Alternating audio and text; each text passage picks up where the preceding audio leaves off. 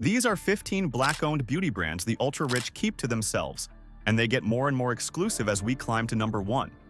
We're talking about a skincare line that talked its way into Harrods before anyone knew its name.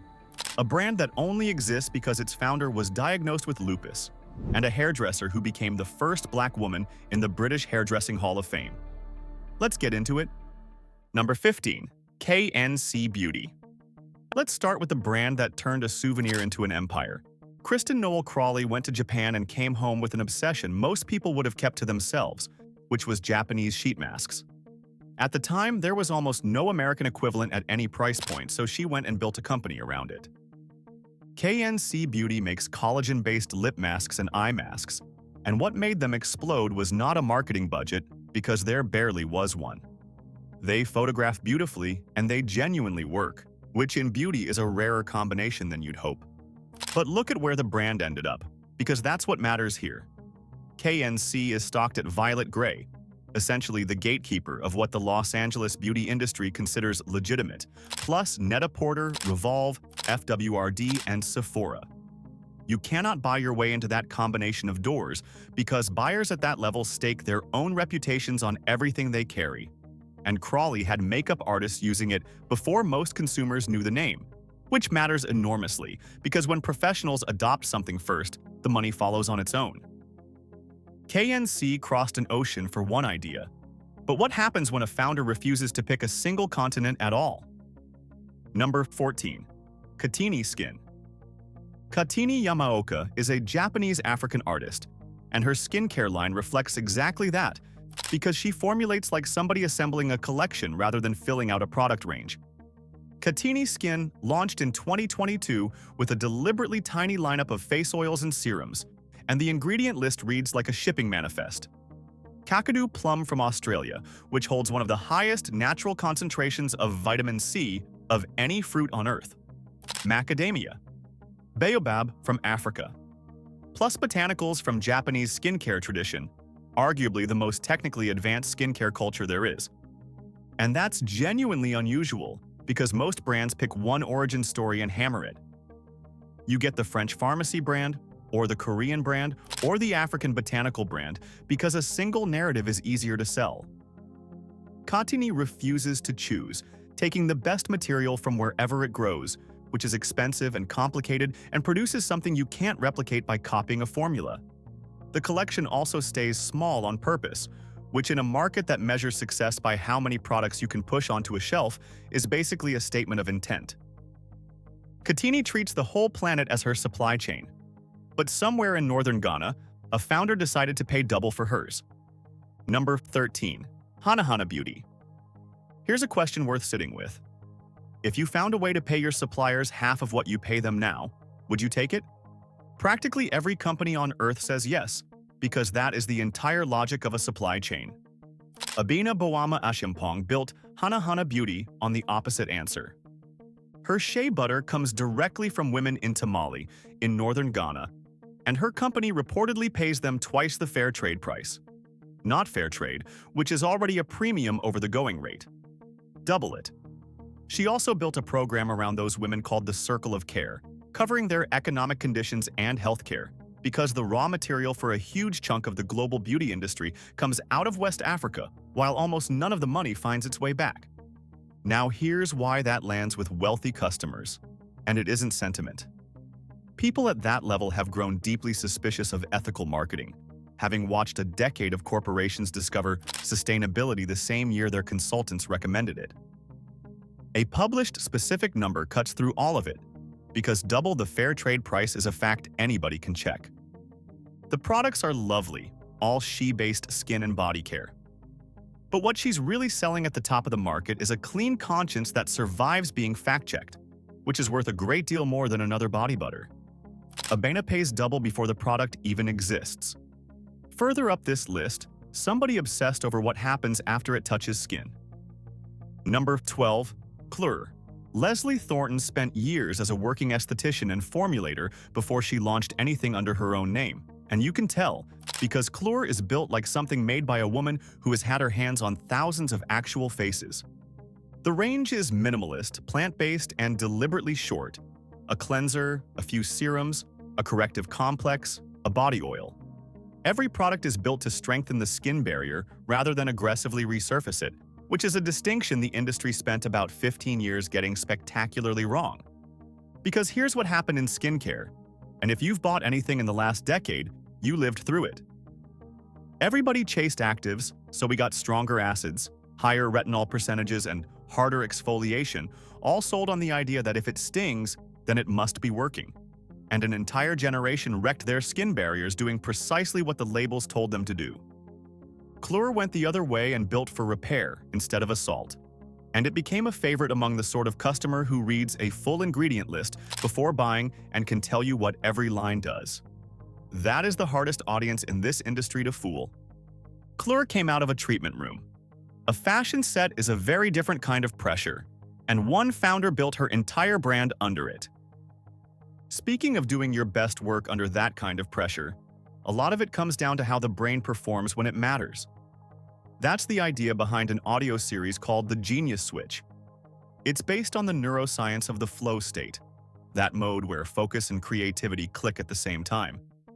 And the whole routine is just listening with headphones a few minutes a day.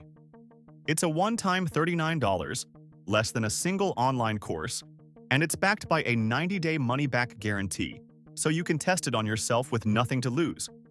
If you're watching on your TV, pause and scan the QR code on screen with your phone camera, or tap the first link in the description. Now, back to the countdown, and a woman who got tired of asking. Number 11. Danessa Myricks Beauty.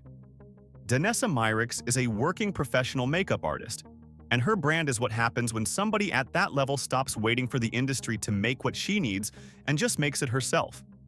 Her products are built around a philosophy most consumer brands quietly avoid, which is multi-use pigment. Rather than selling you a separate product for every area of your face, she formulates concentrated color and texture that a skilled hand can put anywhere, on eyes, lips, cheeks, or body.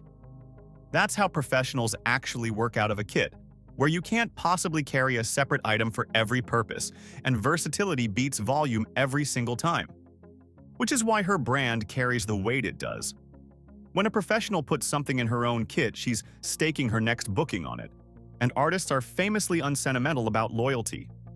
It performs under hot lights, or it comes straight back out. Danessa Myricks products stay in the bag, and her vision range especially built a following among artists who found the pigment unusually dense, meaning very little gets you a serious result. Professionals trust Danessa Myricks with their reputations. But how do you get an entire industry to trust you with its money? Number 10. Topicals. Olamide Olowe founded Topicals around a very specific problem the luxury beauty industry had spent essentially its whole existence pretending not to see. Nearly all high-end skincare gets sold on the promise of perfection. Flawless, poreless, radiant, a lovely fantasy, except an enormous number of people are managing chronic conditions like eczema, hyperpigmentation, and psoriasis, and they were being handed that fantasy instead of a treatment. Olowe built for the actual skin instead. Then she did something remarkable, becoming one of the youngest Black women ever to raise $10 million in venture capital for a beauty company. Which is astonishing because Black women receive a famously microscopic share of all American venture capital. She walked into those rooms and came out with 8 figures. The brand connected on tone as much as chemistry, because Topicals talks about skin conditions honestly and with humor, without any of the shame the category usually trades in. That earned it a following among a younger, wealthier, far more skeptical customer who can smell a manufactured brand voice a mile off. But while Olowe got the check, somebody else on this list got told no on national television and honestly did better out of it. Number 9. The Lip Bar. Melissa Butler walked onto Shark Tank with a Black-owned vegan lipstick brand, asked for an investment, and got turned down. Not gently, either. The pitch went badly enough that people still bring it up more than a decade later. She kept going, and that's why she's here. Butler was a Wall Street analyst who left finance to make lipstick in her Detroit kitchen, which is objectively a strange career move that turned out to be correct. Her premise was that cosmetics sold a very narrow definition of beauty using formulas nobody could pronounce. The Lip Bar is now stocked nationally in Target and Walmart, a footprint most of the venture-backed brands launched around the same time never got close to. And she built it while keeping ownership, which in this industry is the harder achievement by a mile. Here's the part I like most. Butler has been open that the rejection became a marketing asset by itself, because a founder who got publicly told no and quietly built it anyway is a much better story than one handed a check on television. She got the better outcome and the better narrative. Butler built hers out of a Detroit kitchen. Somewhere else entirely, a whole continent was being turned into an eyeshadow palette. Number 8. Juvia's Place. Chichi Eberu founded Juvia's Place and did something that sounds obvious the second you hear it, and yet somehow nobody had done it properly. She built eyeshadow palettes around the color and history of Africa and formulated them to actually show up on deep skin. That second part is a genuine engineering problem, not a marketing one. Pigment behaves differently depending on the depth of skin underneath it, and a shade that reads vivid on one complexion can vanish on another. Most legacy brands solve that by not solving it, and if the shadow disappeared on your face, that was treated as your problem. Eberu formulated for intense saturation instead, so the color stays visible, and named the palettes after African kingdoms and queens: Nubian, Zulu, Saharan. So whoever's holding it is holding a small piece of history, which is a better reason to buy a palette than a celebrity signature on the lid. The brand grew almost entirely by word of mouth, with artists pushing it to each other because the pigment genuinely outperformed things, costing 3 times as much. Before we get into the top 7, though, there's something about this whole category you deserve to know, because it changes how you read every name on this list. A quick word about who actually owns what. Ask most people to name a Black-owned beauty brand and you'll get the same handful of answers. Here's the uncomfortable part. Several of them aren't Black-owned anymore. Carol's Daughter, which Lisa Price started in her Brooklyn kitchen in 1993, sold to L'Oreal in 2014. Shea Moisture's parent company went to Unilever in 2017 for a reported $1.6 billion.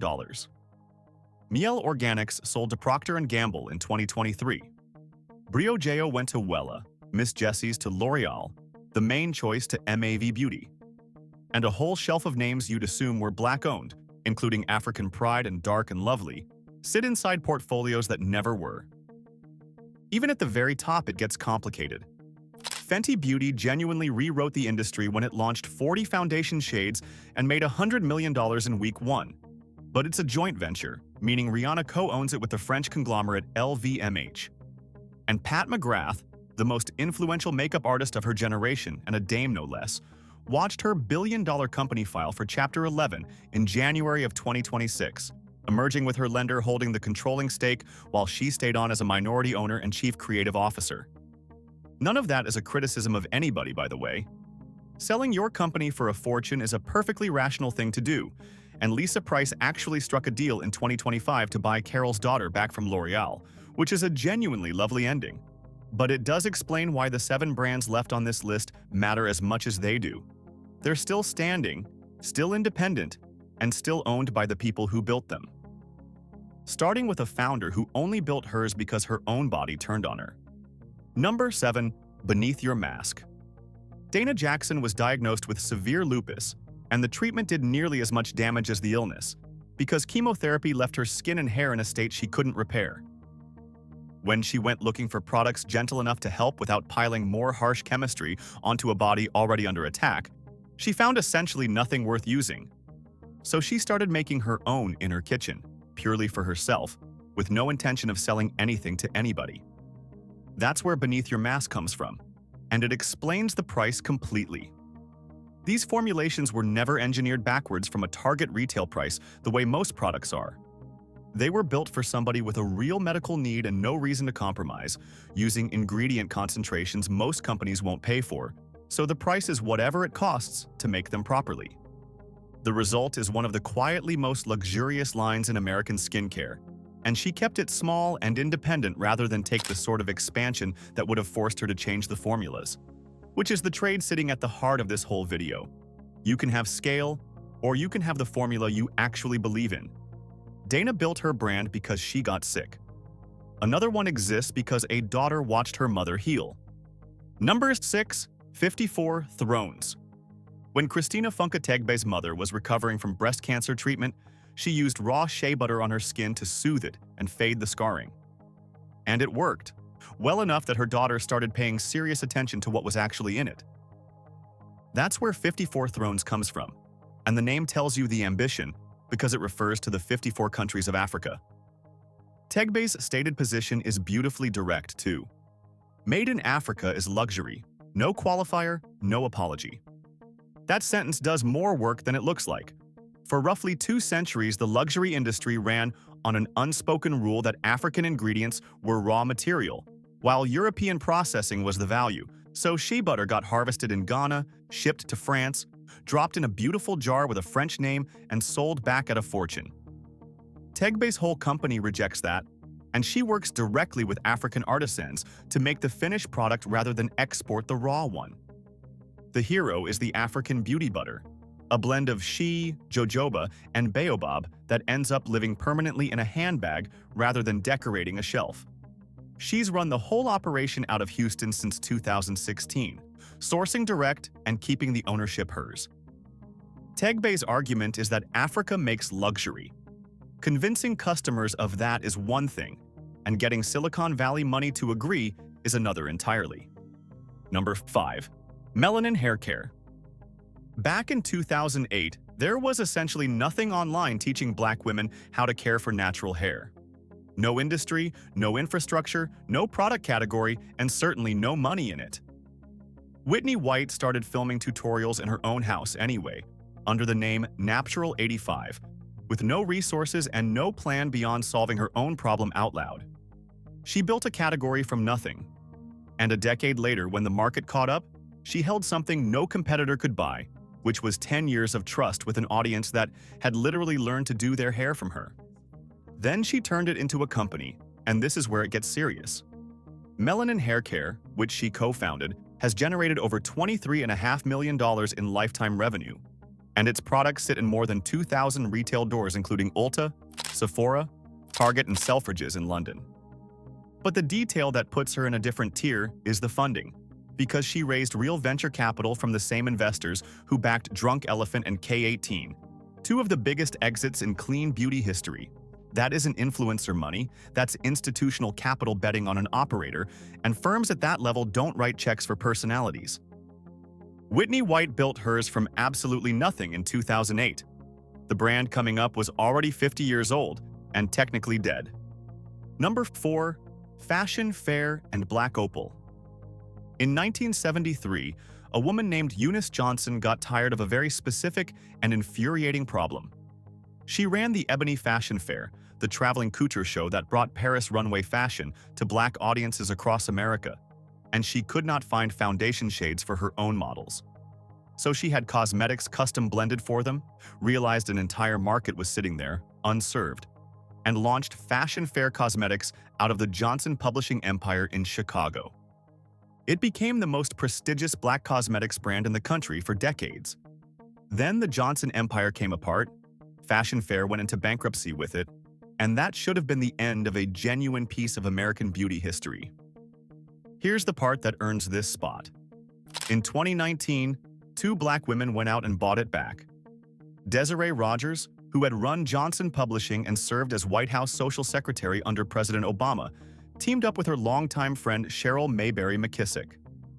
Together they acquired Black Opal, then went back and bought Fashion Fair itself out of bankruptcy, and Rogers reviewed around 30 brands before landing on it.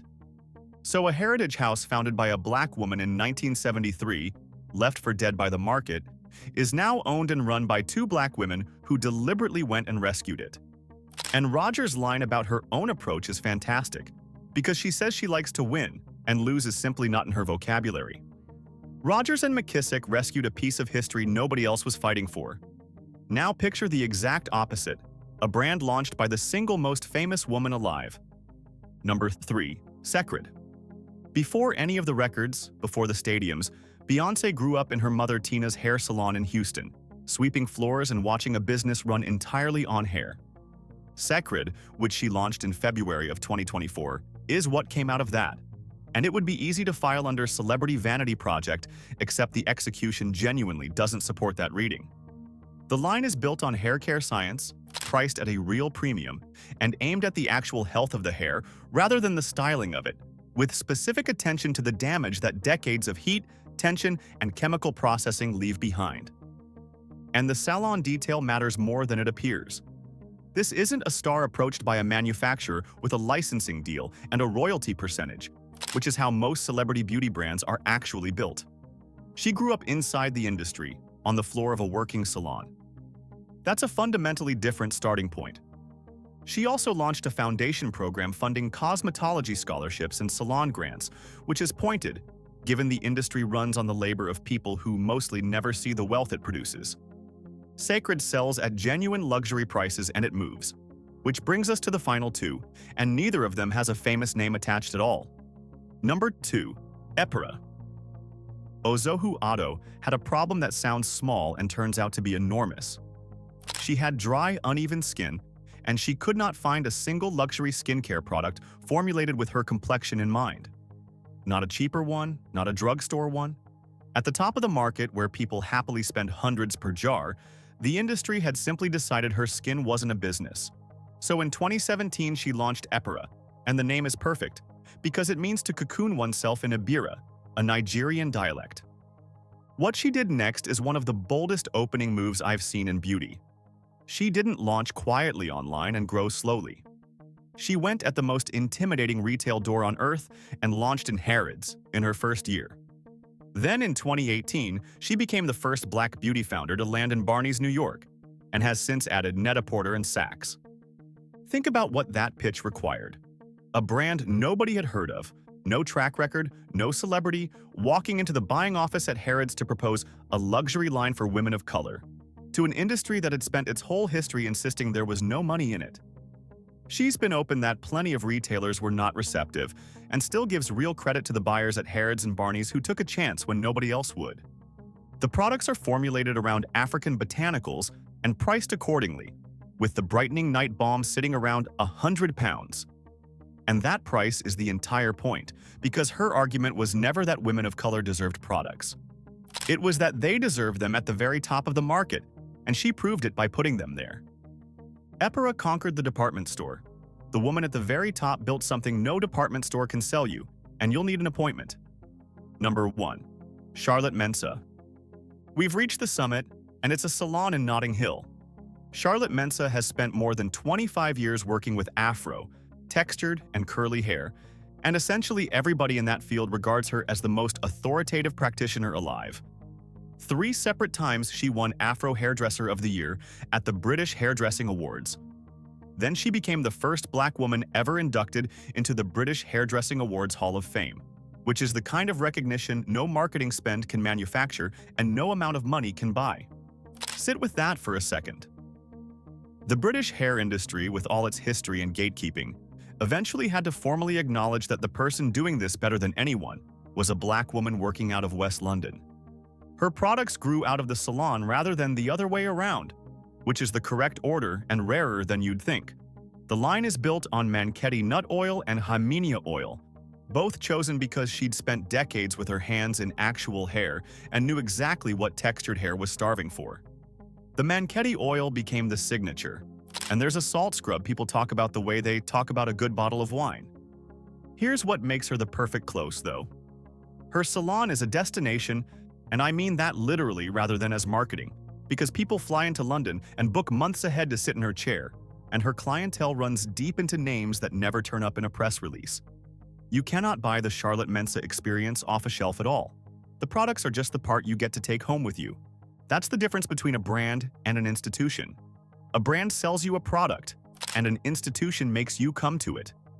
After 25 years in a Hall of Fame induction, Charlotte Mensah is very clearly the second thing, and there is nobody in this category standing above her. And that's 15 Black-owned beauty brands the ultra-rich would honestly rather you never found. Which one fascinated you the most? The founder who walked into Harrods in her first year, the woman paying double the fair trade price on purpose, or the 2 who bought a dead heritage brand out of bankruptcy just to bring it back? Drop it in the comments, and if you want more deep dives into the brands and dynasties quietly shaping elite wealth, stay locked into Black Status.